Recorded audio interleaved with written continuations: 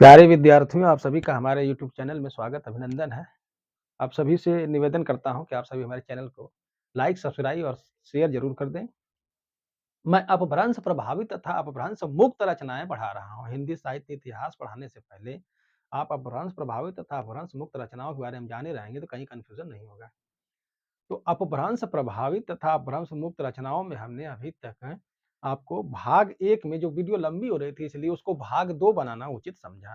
तो सिद्ध साहित्य, नाथ साहित्य, श्लोकाचार साहित्य और राउल वेल जो कि रोडा कवि द्वारा लिखित ग्रंथ को जिसमें 7 नायिकाओं का वर्णन है, हमने विस्तार से भाग 1 में वर्णन कर दिया है। अब भाग 2 में आइए, यही अपभ्रंश प्रभावित रचनाएँ भी आगे भी हैं, कौन-कौन सी रचनाएँ हैं उनके बारे में बता देता हूँ। यह पार्ट 2 वीडियो जा रही है। तो आइए उसके अगली रचनाओं के बारे में जानते हैं, कौन-कौन सी रचनाएँ हैं। भाग 2 की अपभ्रंश प्रभावित रचनाएँ। भाग 2 में अपभ्रंश प्रभावित रचनाएँ भाग 2 इसे लिख लीजिए भाग 2। याद रखिए कि भाग 2 है। तो अगली रचना है उक्ति व्यक्ति प्रकरण। 5वां 4 हो गया तो 5वां है उक्ति उक्ति व्यक्ति प्रकरण। उक्ति व्यक्ति प्रकरण। ठीक है, उक्ति व्यक्ति प्रकरण जो ग्रंथ है यह एक व्याकरण ग्रंथ है। ठीक है, यह व्याकरण ग्रंथ है। यह भी क्या है, अपभ्रंश प्रभावित रचना है। आप याद रखिएगा कि यह एक उक्ति व्यक्ति प्रकरण एक व्याकरण ग्रंथ है जो कि अपभ्रंश प्रभावित रचना है। यह 12वीं सदी में लिखा गया था, 12वीं सदी में। तो उक्ति व्यक्ति प्रकरण का जो समय है वो 12वीं सदी यानी 1100 ईस्वी के बाद का समय।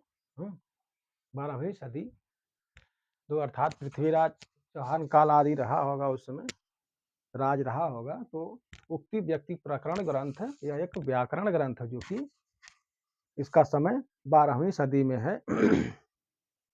इसके रचनाकार दामोदर शर्मा जी हैं। रचनाकार कौन है? रचनाकार पूछता है कि इसके रचनाकार कौन है, तो दामोदर शर्मा। दामोदर शर्मा उक्ति व्यक्ति प्रकरण एक व्याकरण ग्रंथ के रचनाकार हैं दामोदर शर्मा। ठीक है, दामोदर शर्मा इसके उक्ति व्यक्ति प्रकरण ग्रंथ के ग्रंथकार हैं, दामोदर शर्मा। इस ग्रंथ की विशेषता है कि यह अवहट्ट भाषा गद्य में है। ठीक है, यह अवहट्ट में है। अवहट्ट समझ रहे होंगे, हमने पढ़ा भी दिया है। अवहट्ट अर्थात अपभ्रंश की अंतिम अवस्था जो चल रही है। ठीक है, यह अवहट्ट भाषा गद्य में है। गद्य में है। कौन? उक्ति व्यक्ति प्रकरण। उक्ति व्यक्ति प्रकरण व्याकरण ग्रंथ या एक व्याकरण ग्रंथ, याद रखिए दामोदर शर्मा ने इसे लिखा है उक्ति व्यक्ति प्रकरण को। ठीक है, इसके रचनाकार हैं दामोदर शर्मा। यह एक व्याकरण ग्रंथ है। इसका समय 12वीं शताब्दी अर्थात 1100 के बाद की स्थिति, अंतिम समय के लगभग ये रचना मानी जाती है। इसके रचनाकार दामोदर शर्मा है। उक्ति व्यक्ति प्रकरण अपभ्रंश प्रभावित रचना के रचनाकार दामोदर शर्मा है। इसमें अवहट्ट भाषा इसकी जो भाषा शैली है जो वो अवहट्ट में गद्य में है। ठीक है, इसकी विधा कौन सी है? विधा यानी कि विधा इसके गद्य है और भाषा इसकी अवहट्ट है। ठीक है, भाषा इसकी अब उक्ति व्यक्ति प्रकरण की जो भाषा है वो अवहट्ट में। अवहट्ट अर्थात जो अपभ्रंश का अंतिम समय, अपभ्रंश के बाद जो खत्म हो रही पुरानी हिंदी जो शुरू हो रही है, अर्थात प्राचीन हिंदी की जो शुरुआत हो रही है वही का संक्रमण काल, अर्थात अपभ्रंश और आधुनिक हिंदी के बीच का जो संक्रमण काल था उसे अवहट्ट काल कहा गया। अवहट्ट काल, समझिएगा, इस अवहट्ट काल को संक्रमण काल या पुरानी हिंदी का समय माना जाता है। या हिंदी की शुरुआत लगभग यही से समय से होती है और यहीं पे संक्रमण होता है। पुराने और नए के बीच जो संक्रमण होता है, संक्रमण काल है, उसी को अपभ्रंश के और आधुनिक के बीच का जो संक्रमण काल है उसी को अवहट्ट नाम दिया गया। यह अवहट्ट इसकी जो विधा है, जो लिखने में जो दामोदर शर्मा ने लिखा है उक्ति व्यक्ति प्रकरण को, यह गद्य में उन्होंने समझाया है। और यह जो व्याकरण होता है हिंदी का, उस व्याकरण को इन्होंने गद्य गद्य शैली में समझाया है, ठीक है? गद्य विधा या शैली, ठीक है? शैली या विधा में इसको समझाया है। किसने?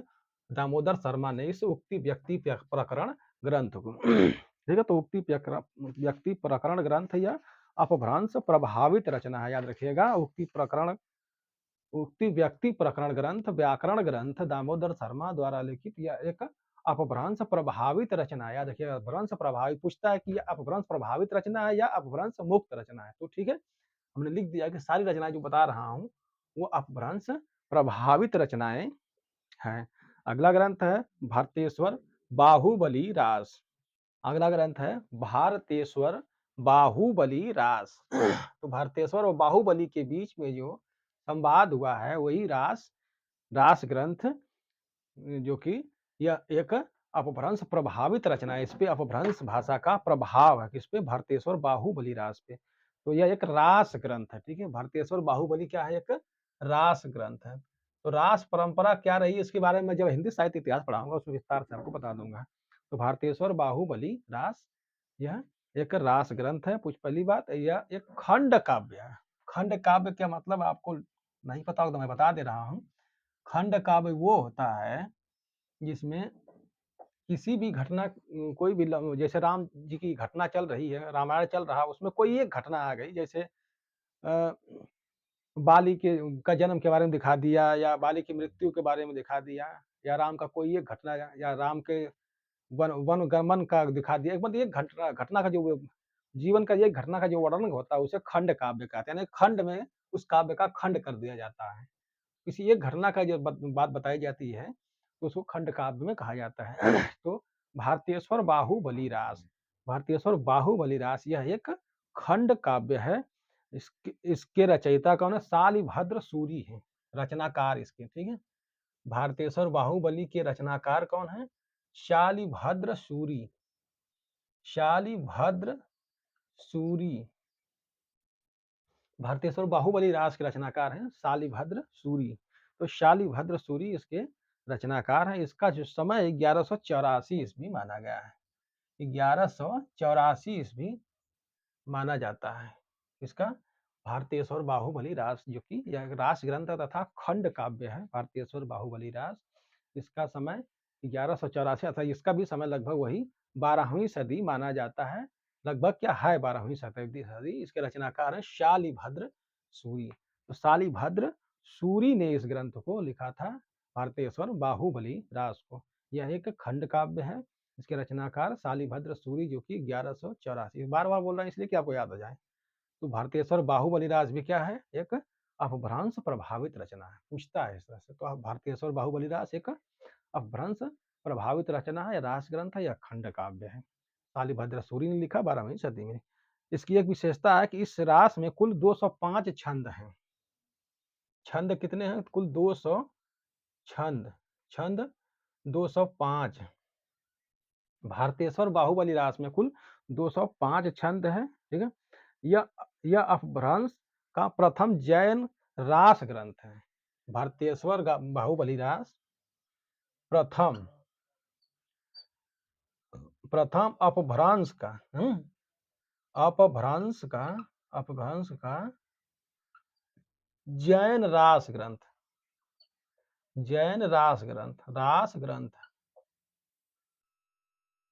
ठीक है?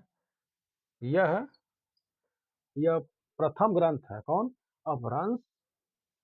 ये अपभ्रंश भाषा का जैन रास ग्रंथ, जैन रास प्रथम ग्रंथ है, मान लीजिए यहाँ भी। तो यह प्रथम ग्रंथ रास, जो जैन रास ग्रंथ है, याद रखिएगा, जैन ग्रंथ नहीं बल्कि यह रास ग्रंथ, जैनियों का जो रास ग्रंथ है, ठीक है, वह अपभ्रंश भाषा का, याद रखिए, अपभ्रंश भाषा का जैन रास ग्रंथ है, वह प्रथम ग्रंथ है।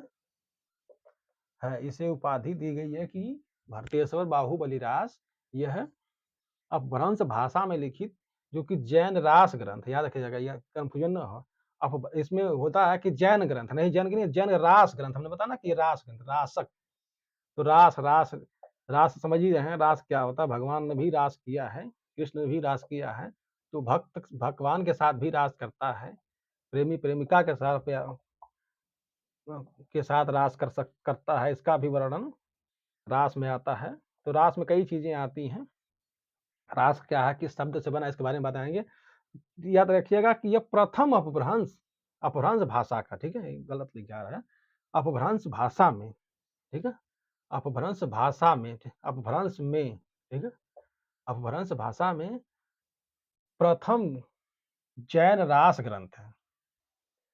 प्रथम जैन रास ग्रंथ कौन है? अपभ्रंश भाषा में तो ये है भारतेश्वर बाहुबली रास, याद रखिएगा, ठीक है? इसको सही से लिख दे रहा हूँ। प्रथम प्रथम जैन रास ग्रंथ, जैन रास ग्रंथ कौन है ना? तो यह भारतेश्वर बाहुबली। अपभ्रंश भाषा में, अपभ्रंश में, अपभ्रंश में प्रथम जैन रास ग्रंथ कौन है, पूछेगा इस तरह से। तो अपभ्रंश भाषा का प्रथम जैन रास ग्रंथ कौन है? भरतेश्वर बाहुबली रास, ये पूछता है। तो अपभ्रंश भाषा में प्रथम जैन रास ग्रंथ, जैन ग्रंथ नहीं बल्कि रास ग्रंथ, प्रथम जैन रास ग्रंथ, याद रखिएगा बार बार, ये कई बार गलत हो चुका है। प्रथम जैन रास ग्रंथ है भरतेश्वर बाहुबली रास, ठीक है? अगला ग्रंथ है हम्मीर रासो। अगला ग्रंथ है अपभ्रंश काव्य का, अपभ्रंश भाषा प्रभावित, मतलब अपभ्रंश प्रभावित अगला ग्रंथ है कौन सा? हम्मीर रासो। हम्मीर रासो, हम्मीर रासो, हम्मीर रासो ग्रंथ, यह अप्रमाणित ग्रंथ माना गया है।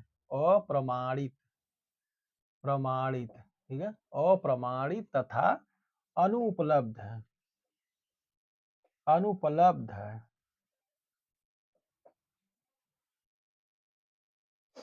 तो यह ग्रंथ अप्रमाणित है और मतलब इस समय उपलब्ध नहीं है, याद रखिएगा। तो हम्मीर रासो ग्रंथ जो है, यह अभी तक प्रमाणित नहीं माना गया है और यह उपलब्ध भी पूरी तरह से नहीं हुआ है। आगे खोज होगी तो हो सकता है मिल जाए।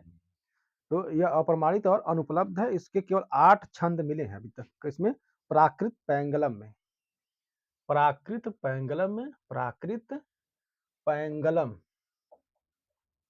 प्राकृत पैंगलम में यह एक ग्रंथ है, प्राकृत पैंगलम, जो कि सभी इतिहासकारों के लिए यह अमृत साबित हुआ है। यहाँ से बहुत सारी जानकारियाँ मिलती हैं।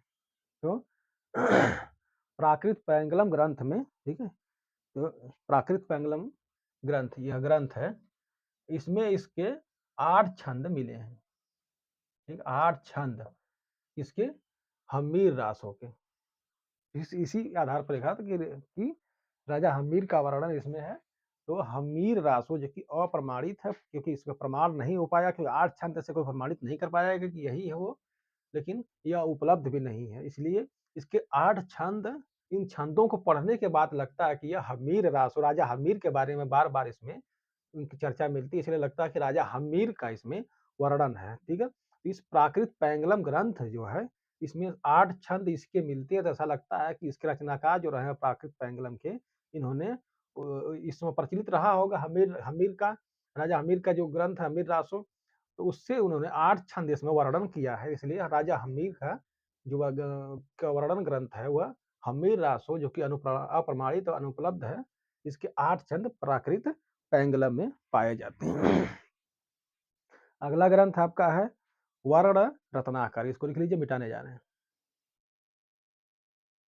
अगला ग्रंथ इनका है वर्ण रत्नाकर, अपभ्रंश प्रभावित रचना में। तो अपभ्रंश प्रभावित रचना कौन सी है? वर्ण रत्नाकर। तो इसके रचयिता हैं ज्योतिषर ठाकुर, ज्योतिर ज्योतिरीश्वर, ज्योतिरीश्वर ठाकुर। तो वर्ण रत्नाकर जो ग्रंथ है, इसके रचनाकार हैं ज्योतिषर ठाकुर। इन्होंने, ज्योतिषर ठाकुर ने इस वर्ण रत्नाकर ग्रंथ को लिखा था। यह ग्रंथ 14वीं शताब्दी में लिखा गया है।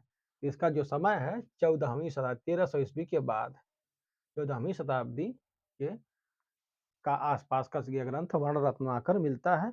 यह गद्य में मैथिली अवहट्टी भाषा में है। ठीक है। इसकी जो भाषा है, भाषा कैसी है? मैथिली, मैथिली मिश्रित, ठीक है, मैथिली, मैथिली जो मैथिल में बोली जाती है, मिथिला आदि में, तो मैथिली अवहट्टी, अवहट्टी समझ रहे हैं, जो संक्रमण काल की रही है, अवहट्टी, ठीक है। इसकी जो भाषा मैथिली अवहट्टी, ठीक है। ये जो शैली है, इसकी शैली क्या है? इसके वर्ण रत्नाकर की किसमें लिखा गया, किस तरह में? तो यह गद्य में है, ठीक है। तो वर्ण रत्नाकर की जो शैली है वह गद्य में है, और यह इसकी भाषा है मैथिली अवहट्टी, ठीक है। ज्योतिरीश्वर ठाकुर ने वर्ण रत्नाकर ग्रंथ लिखा, जो कि 14वीं शताब्दी में लिखा। यह इसकी भाषा मैथिली अवहट्टी है तथा शैली इसकी गद्य, यह गद्य में लिखा गया, मैथिली अवहट्टी भाषा में लिखा गया, यानी कि विधा इसकी, यानी कि शैली यानी विधा, ठीक है। एक तरह से ऐसे मान लीजिए विधा इसकी क्या है? इसकी जो विधा है वह गद्य विधा है, ठीक है।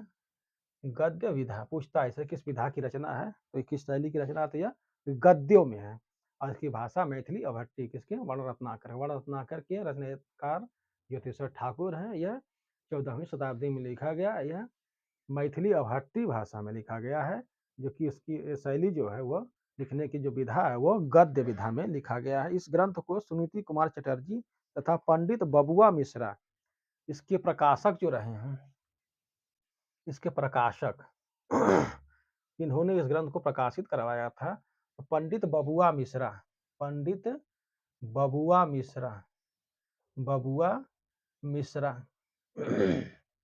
दो दो रचनाकार थे, एक थे पंडित बबुआ मिश्रा तथा दूसरे सुनीति कुमार चटर्जी, प्लस सुनीति कुमार चटर्जी, बहुत प्रसिद्ध नाम है हिंदी जगत में इनका, सुनीति कुमार। इन्होंने भी कई शोध किया है, कई ऐतिहासिक ग्रंथ खोजा है। सुनीति कुमार चटर्जी, पंडित बबुआ मिश्रा तथा सुनीति कुमार चटर्जी ने इस ग्रंथ को, कौन सा ग्रंथ? वर्ण रत्नाकर को एशियाटिक सोसाइटी ऑफ बंगाल में प्रकाशित एक पत्र था। इस ग्रंथ को इन्होंने किस पत्र में?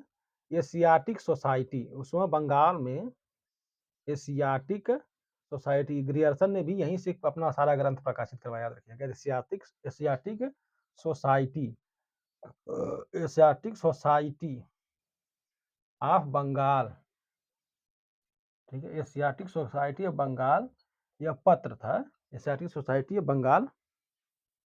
इसी पत्र में, जो बंगाल से निकलता था, पश्चिम बंगाल जिसका नाम कलकत्ता वगैरह आज जानते ही हैं, तो एशियाटिक सोसाइटी ऑफ बंगाल में यह पत्र था, इसी पत्र में बंगाल में प्रकाशित करवाया था, प्रकाशित कराया। याद रखिएगा कि वर्ण रत्नाकर ग्रंथ के रचनाकार ज्योतिषवर ठाकुर हैं।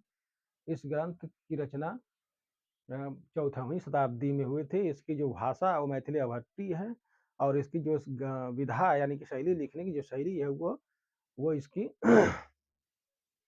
यह गद्य में है, ठीक है, यह गद्य में, ठीक है, गद्यात्मक रचना है। गद्यों में इसके प्रकाशित पंडित बबुआ मिश्रा तथा सुनीति कुमार चटर्जी हैं, जो कि इन्होंने एशियाटिक सोसाइटी या बंगाल नामक पत्र में इसे प्रकाशित करवाया था। यह मैथिली, इसकी भाषा कौन सी? मैथिली अवहट्टी भाषा है, मैथिली मिथिला के क्षेत्र का जो है मैथिली अवहट्टी भाषा में लिखा गया है। तो ये इतनी जो महत्वपूर्ण रचनाएं थी, 7-8 गो हमने पढ़ाया, इसके बारे में आपको बता दिया। जब भी इतिहास, जब रामचंद्र शुक्ल का इतिहास मिलेगा तो उसमें ये सारी चीजें मिलेंगी। उन्होंने बताया है कि भ्रंश प्रभावित या भ्रंश मुक्त रचनाएं कौन कौन सी रचनाएं थी, जिनको हमने अपने इतिहास का आधार स्रोत ग्रंथ बनाया है। तो इतने ग्रंथ थे जिनसे बहुत ज्यादा प्रश्न बनते हैं, TGT, PGT, net, JARA, assistant professor, चाहे किसी भी राज्य का हो, सब जगह इससे प्रश्न बनाए जाते हैं। अगर इतना पढ़ लेंगे, इसमें से 1-2 प्रश्न आना है पक्का है, नहीं पढ़ेंगे तो सिलेक्शन नहीं होगा, क्योंकि इसमें जो हमने बताया है इसका उत्तर नहीं दे पाएंगे आप। तो आप लोग इसके विस्तार से देखिए, बार-बार देखिए, बार-बार सुनिए, लिखने का प्रक्रिया कम करिए। अगर कुछ दिक्कत होती है, मैं आपको यहाँ से आपको उसकी रिसीट वो भेज दूंगा, प्रिंट भेज दूंगा, और आप लोग बार-बार सुनिए, इसको सुनने से याद हो जाएगा। तो ये थी अपभ्रंश प्रभावित रचनाएं। अब अगले में पार्ट 3 में मिलते हैं, अपभ्रंश मुक्त रचनाएं। ठीक है, तब तक के लिए नमस्कार आप सभी से। विदा लेता हूँ।